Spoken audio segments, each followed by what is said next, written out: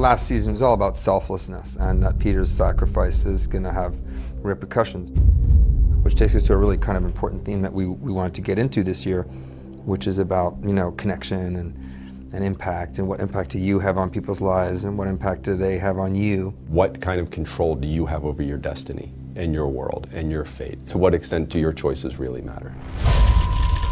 Peter not existing is going to have a huge impact because, you know, he didn't take part in people's lives, so he didn't affect certain cases in certain ways. We're not wiping out the last 3 years of history. In fact, we're just saying now those same 3 years have transpired without Peter in them. I'd like to talk to someone else. There is no one else. There is just me.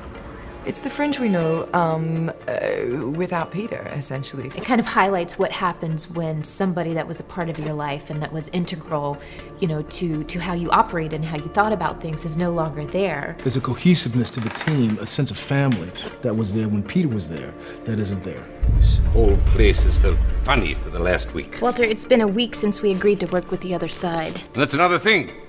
That man cannot be trusted.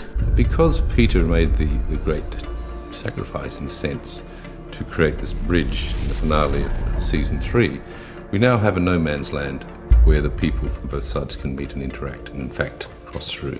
I think it's really fascinating to see that then the two sides having to meld, having to cooperate. It's like two great enemies suddenly joining forces. We're going to come into this world where there are many things similar. There are many things that are the same, but there are also things that are different. And we're going to actually kind of discover what those are, and hopefully in a really fun and entertaining, compelling way. But Peter's not gone forever. He's coming back in some kind of capacity. Peter's presence will be felt in his absence, and it will certainly be felt in his direct presence. How we get there should make for hopefully entertaining and emotionally investing television viewing.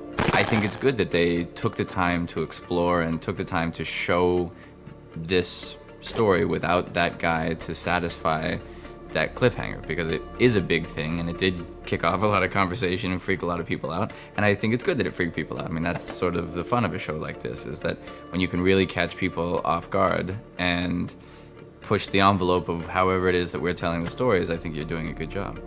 You know, it's like after you're dating a person for a little bit of time, it's nice to know that you can still get butterflies in your stomach every once in a while, and I think that's what Fringe did at the end of season 3. It's what it gave our fans butterflies.